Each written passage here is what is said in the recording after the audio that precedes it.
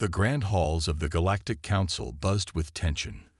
Thousands of alien representatives from across the Milky Way had gathered for an emergency meeting. At the center of attention was a holographic image of a small blue planet, Earth. High Counselor Zax, a tall, gray-skinned being with 4 arms, called the meeting to order. His voice, translated by advanced technology, echoed through the chamber.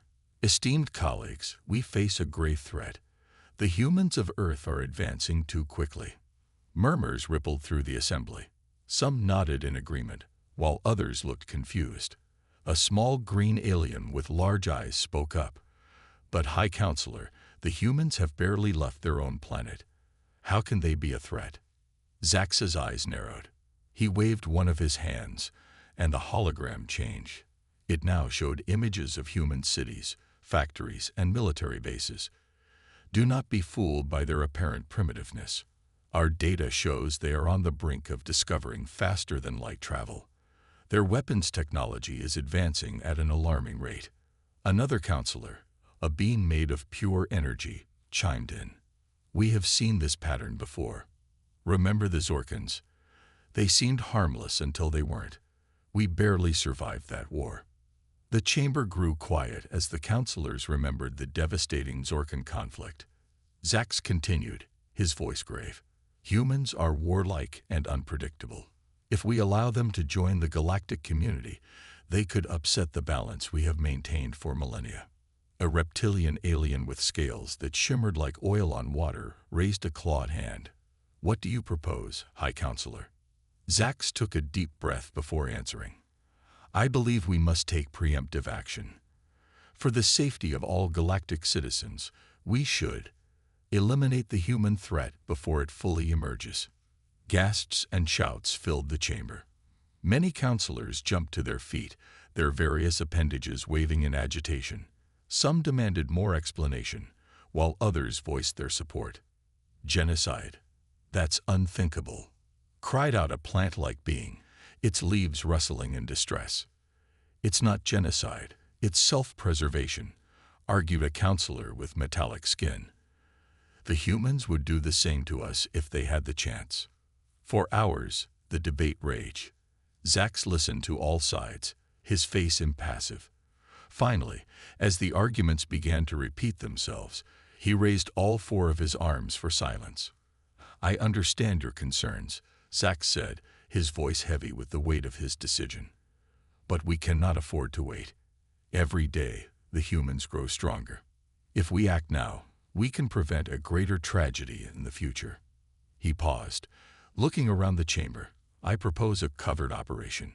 We will target their major population centers, eliminating their ability to retaliate or spread beyond their world. It will be quick and, as much as possible, painless. The energy being pulsed brightly. And what of the survivors? Surely we can't kill them all. Zax nodded slowly. The survivors will be too few and too scattered to pose a threat. In time, they may even be suitable for integration into our society, under strict control. The council chamber fell silent as the enormity of the decision sank in.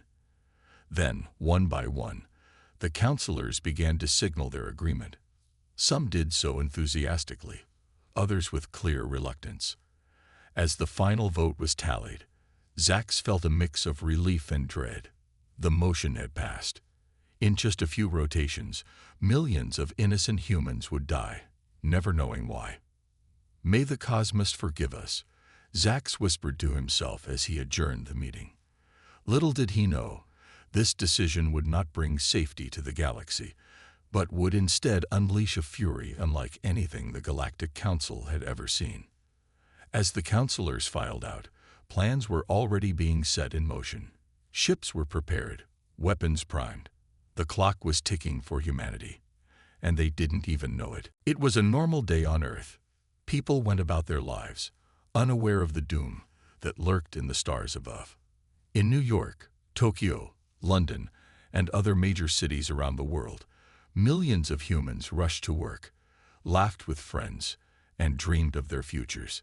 High above the planet, hidden by advanced cloaking technology, The Galactic Council's attack fleet waited. Thousands of sleek, silver ships hung in the void, their weapons primed and ready. On the command ship, Admiral Krell, a tall, insectoid alien, watched the blue planet spin below. "All ships report ready, Admiral," said his second-in-command. Krell's mandibles clicked nervously. "Very well. Commence the attack." At his word, the fleet sprang into action. Ships descended rapidly through Earth's atmosphere, their hulls glowing red-hot from the friction. In seconds, they were over their targets. In New York City, office workers looked up from their desks as an unnatural shadow fell over the city. A massive ship, larger than any skyscraper, hovered above Manhattan. Before anyone could react, beams of intense energy shot from the ship, slicing through buildings like they were made of paper. Panic erupted in the streets. People ran screaming as structures collapsed around them. The air filled with dust and the sound of destruction. Similar scenes played out in cities across the globe. In Tokyo, alien ships unleashed swarms of small drone-like robots. These machines zipped through the streets, firing lasers that vaporized anything they touched. The proud skyline of the Japanese capital was soon reduced to smoking rubble. London fared no better. A strange green mist descended on the city.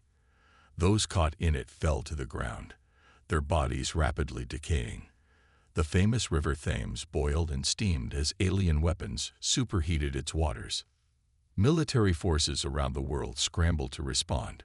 Fighter jets took to the skies, only to be swatted down by the aliens' superior technology.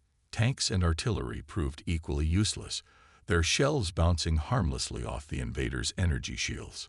In Washington, D.C., the President of the United States was rushed to a secure bunker. "How bad is it?" he asked his advisors, his face pale with shock. "It's a global attack, Mr. President," replied the Secretary of Defense, her voice shaking. "We're seeing simultaneous strikes on every major city on the planet. Our forces they're being decimated." The President slumped in his chair. "My God, why? Why are they doing this?" Nobody had an answer. As the hours passed, the scale of the devastation became clear.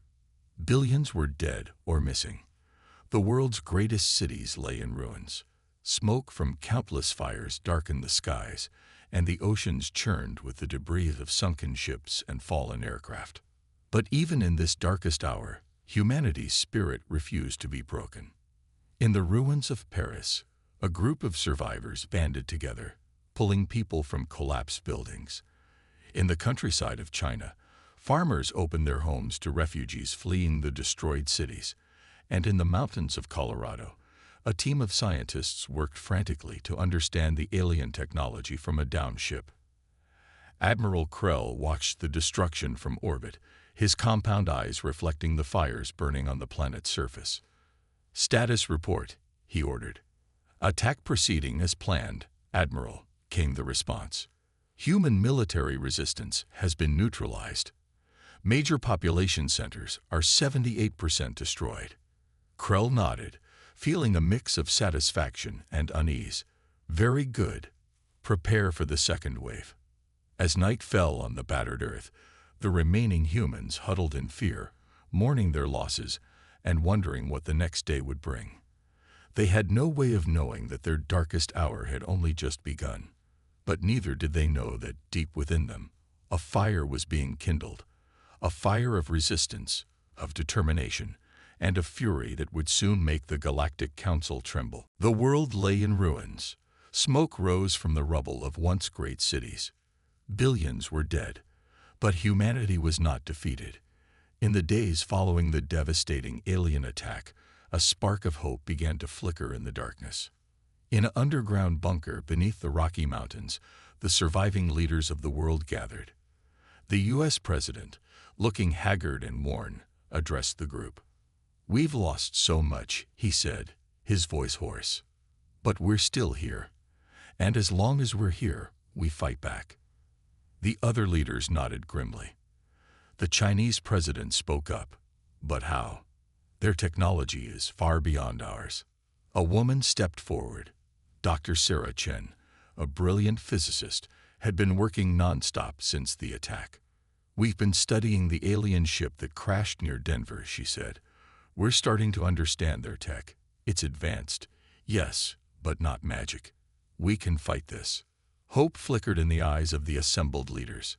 The Russian president leaned forward. "What do you need?" "Everything," Dr. Chen replied. "Every scientist, every engineer, every resource we have left. We need to work together like never before." The leaders looked at each other. Old rivalries and conflicts seemed petty now. The British Prime Minister stood up. "You'll have it. All of it." Across the world, humanity began to rally. In the ruins of Tokyo, survivors organized into efficient teams, clearing rubble and building shelters. In the African savannah, tribes put aside ancient feuds to share resources and information about the alien threat. Underground factories sprang up, working day and night to produce new weapons based on the alien technology. Scientists from every nation collaborated, sharing discoveries and building on each other's work. But it wasn't just about technology. The human spirit proved to be a powerful weapon. In New Delhi, a group of children organized a massive art project, painting murals of hope on the walls of ruined buildings. The images spread across social media, inspiring millions. In Brazil, farmers developed new techniques to grow food in the changed climate, ensuring that the resistance wouldn't starve. Australian surfers used their knowledge of the oceans to create a network of secret coastal supply routes. The aliens, confident in their victory, didn't notice these small acts of defiance at first. They were too busy consolidating their hold on the planet's major resources.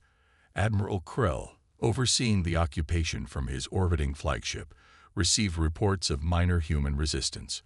"Crush them," he ordered dismissively. "They're no threat to us." But he was wrong. In a hidden lab in Switzerland, Dr. Chen and her team had a breakthrough. "We've done it," she announced to the world leaders. "We've cracked their shield technology. And more importantly, we know how to disrupt their communications." The news spread like wildfire through the human resistance. For the first time since the attack, people began to feel real hope. Plans were made, strategies devised. Humanity was preparing to strike back. In orbit, Admiral Krell was growing uneasy. "Something's not right," he muttered, looking at reports of increased human activity. "They're too organized, too resilient." His second-in-command tried to reassure him. "They're primitives, Admiral. What can they possibly do?" Krell's alien features twisted into what might have been a frown. "Don't underestimate them. There's something about these humans." As if to prove his point, at that very moment, alarms began blaring across the alien fleet. Their communications were suddenly filled with static. On every ship, screens flickered and systems glitched. Back on Earth, in bunkers and hideouts around the world, humans looked at each other with fierce determination. The counterattack was about to begin. In the Rocky Mountain bunker, the U.S. president stood before a bank of hastily assembled monitors. He took a deep breath and spoke the words that would change the course of history. "Operation Fury is go. May God have mercy on their souls, because we won't." The moment had come. Across the globe, hidden resistance fighters emerged from their shelters. Operation Fury was underway. In the skies above New York, a squadron of fighters rose from hidden underground hangars. These weren't ordinary jets. They were hybrid machines, human-built but incorporating alien tech. Captain Maria Rodriguez led the squad, her heart pounding as she climbed into the upper atmosphere. "Remember the plan," she said over the radio. "Hit fast, hit hard, and don't let them call for help." The alien ships, caught off guard by the sudden appearance of the human fighters, scrambled to respond. But their communications were still scrambled thanks to Dr. Chen's breakthrough. Captain Rodriguez locked onto an alien cruiser, Fox 3. She yelled, launching a missile. The projectile, powered by reverse-engineered alien tech, easily penetrated the ship's shields. The cruiser exploded in a brilliant fireball. Similar scenes played out around the world. In orbit, Admiral Krell watched in horror as his fleet was ambushed by the supposedly primitive humans. "Impossible," he shouted. "How are they doing this?" On the ground, the counterattack was just as fierce. In London, a team led by former SAS soldier John Blake infiltrated an alien ground base. They'd moved silently through the corridors, planting high-tech explosives. Charges set, Blake whispered into his comm, "Let's move out." As they exited the base, Blake pressed a detonator. The entire structure imploded, taking out a key alien command center. In the Gobi Desert, a massive cannon, hidden beneath the sands, rose to the surface. Dr. Lai Wei, its creator, input the final calculations. The cannon hummed to life, drawing power from the Earth's core. It fired a beam of energy so powerful it lit up the sky, striking an alien mothership in orbit. The ship, caught unprepared, split in two before exploding. Debris rained down, a fiery testament to humanity's ingenuity. Underwater, submarines armed with sonic weapons targeted alien ships hovering over the oceans. The sonic blasts disrupted the aliens' anti-gravity systems, sending several ships crashing into the sea. In orbit, Admiral Krell was in a panic. "Launch all fighters," he ordered. "Crush these insects." But the Admiral's orders weren't getting through. The human hackers, led by a teenage prodigy from Mumbai named Aditya, had completely taken over the alien communication networks. Instead of Krell's commands, the alien fighters received a different message, a rickroll, an ancient human meme that confused and disoriented the alien pilots. Back in the Rocky Mountain bunker, the world leaders watched the battle unfold. The U.S. president turned to Dr. Chen. "It's working," he said, a note of awe in his voice. "We're actually winning." Dr. Chen nodded, her eyes glued to the screens. "This is just the beginning," she said. "We've got more surprises for them." As if on cue, reports started coming in from around the solar system. Human sleeper ships, launched in secret months ago, were attacking alien outposts on Mars and the moons of Jupiter. The Galactic Council had made a terrible mistake. They had assumed that confining humanity to Earth would keep them weak. Instead, it had forced humans to become more creative, more resourceful, and more determined than ever before. Admiral Krell, watching his fleet crumble, finally understood the truth. These humans weren't primitives. They were survivors, adaptable and fierce, and now they were unleashing years of pent-up fury.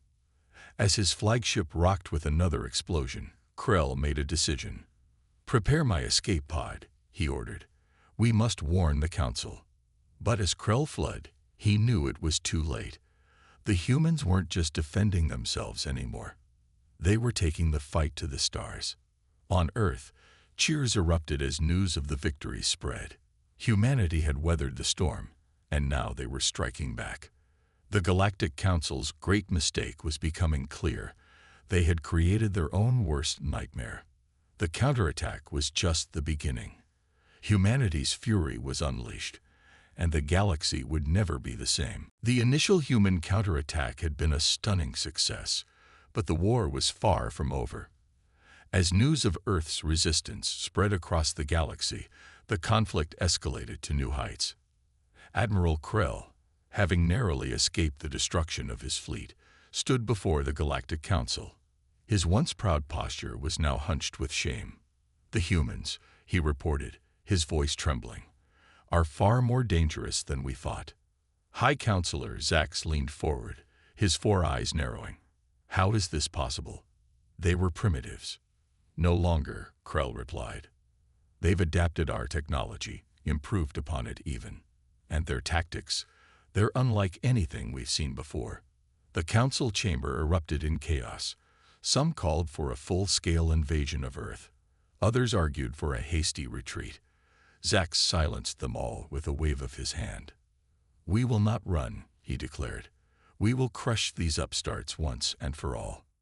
Back on Earth, humanity was preparing for the next phase of the war. Dr. Sarah Chen stood before a global audience, her face broadcasted on screens worldwide. "We've reverse-engineered the aliens' faster-than-light drive," she announced. "The stars are now within our reach." Cheers erupted around the world. In shipyards hidden beneath the oceans and deep in mountain ranges, massive vessels were under construction. These weren't mere warships, but arcs carrying the hopes and dreams of humanity. The first of these ships, christened the HSS Revenge, launched from a secret base in the Amazon. Captain Alejandro Cortez, a veteran of the counterattack, stood on the bridge. "Take us out," he ordered. The ship hummed to life, rising through the atmosphere. With a flash of light, it disappeared, jumping to a distant star system. The Revenge's mission was clear: to take the fight to the enemy. As they emerged from hyperspace near an alien colony world, Cortez felt a mix of excitement and fear. "Let's show them what humans can do," he said. The battle that followed was fierce. The aliens, caught off guard by the humans' sudden appearance, fought desperately. But the Revenge, armed with weapons that combined human ingenuity with alien tech, proved more than a match. As news of the human victory spread, other alien races took notice. Many had chafed under the Galactic Council's rule. Now, they saw an opportunity. On the desert world of Zalthora, reptilian beings watched recordings of human battles with awe. Their leader, Shoth, turned to his advisors. "These humans," he hissed, "they fight with a fire we thought long extinct in the galaxy. Perhaps they are the allies we've been waiting for." Similar scenes played out across countless worlds. Some races pledged allegiance to the Galactic Council, fearing the human threat. Others reached out to Earth, offering aid and alliance. The conflict spread like wildfire. Star systems that had known peace for millennia became battlegrounds. The humans, despite being newcomers to interstellar war, adapted quickly. In a nebula near the galactic core, a massive space station served as humanity's forward base. Here, representatives from Earth met with alien allies, forging a coalition against the Council. Dr. Chen, now serving as Earth's ambassador, addressed the assembled beings. "We didn't start this war," she said, her voice translated into a dozen alien languages. "But we intend to finish it." The gathered aliens roared their approval. Among them was Shoth of Zalthora, his scaled skin gleaming under the station's lights.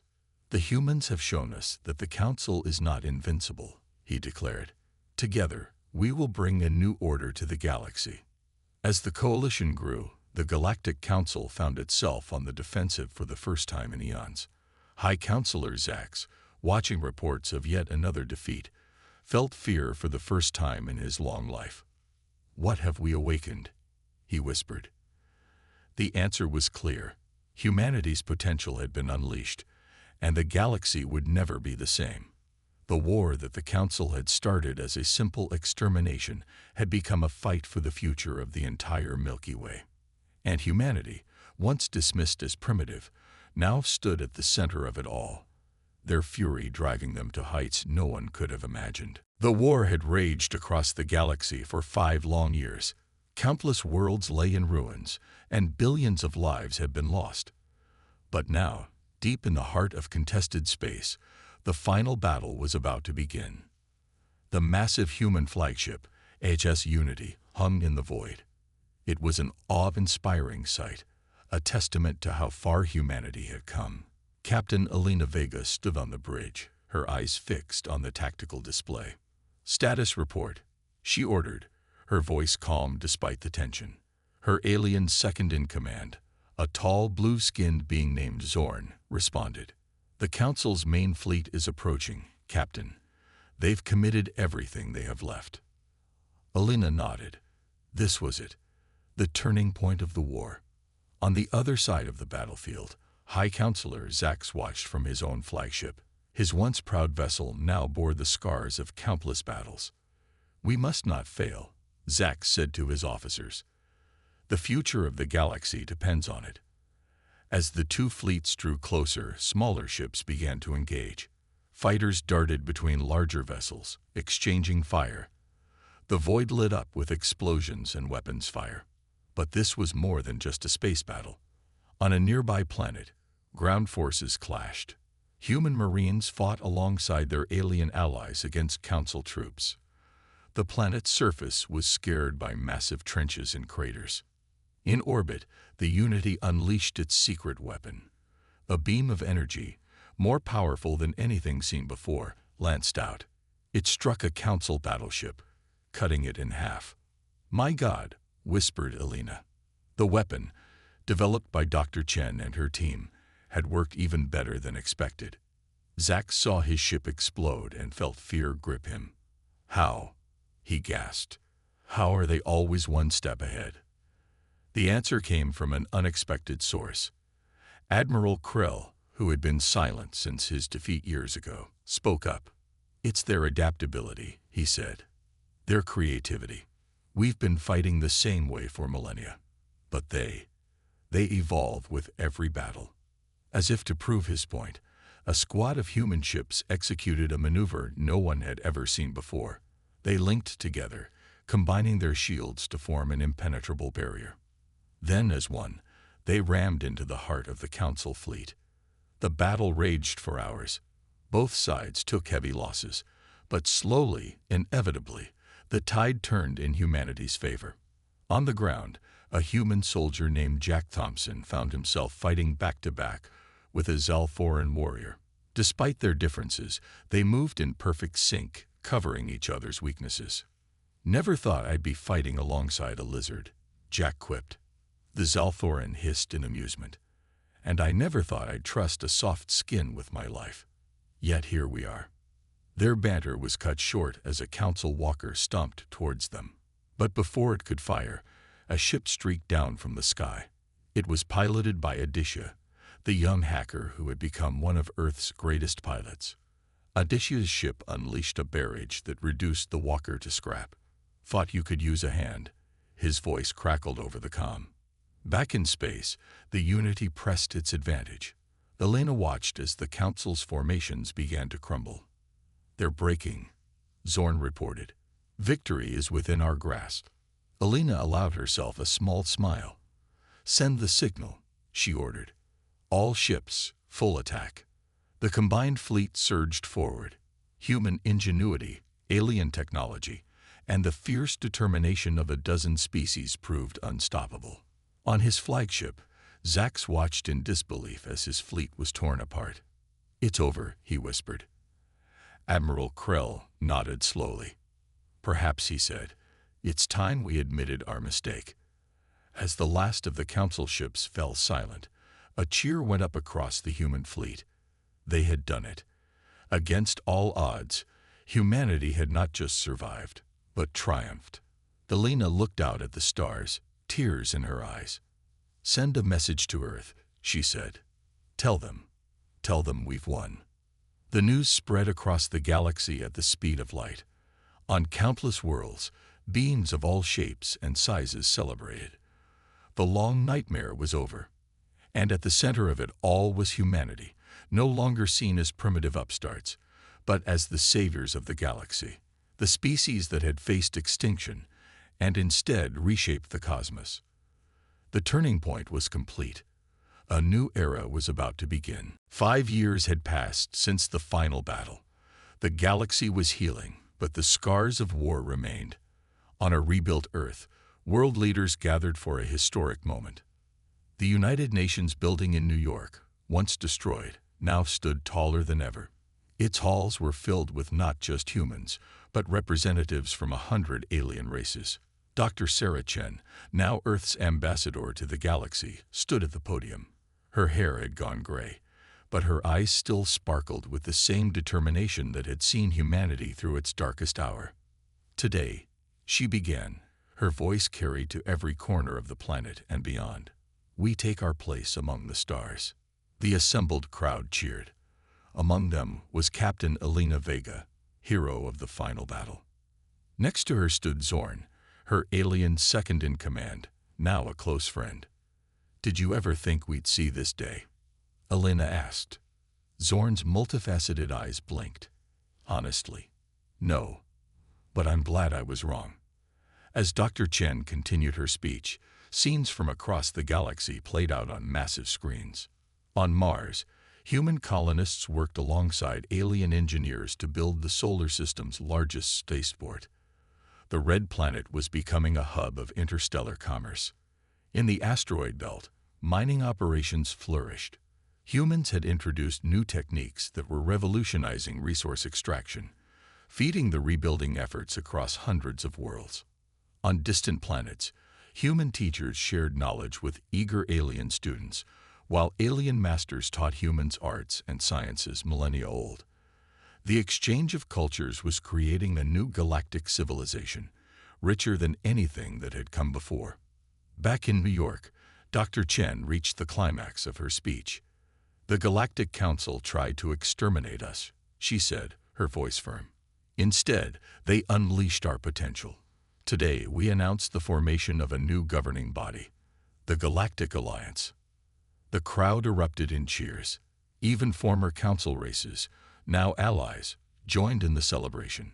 In orbit, the HSS Unity, now a symbol of peace, prepared for a historic mission. Its crew, a mix of humans and aliens, was tasked with exploring beyond the galaxy's edge. Captain Jack Thompson, the ground soldier from the final battle, now commanded the ship. He looked at his diverse crew with pride. "Ready to make history?" he asked. A chorus of excited responses in a dozen languages answered him. As the Unity disappeared into the unknown, back on Earth, life was changing in ways no one could have imagined. In a small town in Kenya, a young girl named Amani woke up excited. Today was her first day of school. On another planet, she hugged her parents goodbye before stepping into a teleportation pod. Moments later, she emerged on a world circling Alpha Centauri, greeted by classmates of various species. This was the new normal for the children of Earth. In laboratories around the world, human and alien scientists worked together on projects that pushed the boundaries of knowledge. They were close to unlocking the secrets of dark matter, and rumors spoke of experiments in dimensional travel. But not all was perfect. Some humans and aliens still distrusted each other. There were tensions and disagreements. Yet, compared to the war they had survived, these were small challenges. As night fell on Earth, families gathered to watch the stars. Parents pointed out distant lights to their children, naming the worlds they could now visit. In his retirement home, Admiral Krell, once Earth's greatest enemy, now lived in peace. He spent his days teaching alien children about the dangers of prejudice and the strength found in diversity. "We thought we were punishing humanity," he often said. "Instead, we gave them the galaxy." As Dr. Chen finished her speech, a new flag was raised outside the UN building. It showed Earth, surrounded by stars, each one representing an allied world. The flag caught the breeze, rippling against the sky. It was more than a symbol. It was a promise of a future where humanity's spirit of adventure, adaptability, and determination would lead the way to new frontiers. The galaxy had tried to exterminate humanity. Instead, humanity had reshaped the galaxy. And this was just the beginning.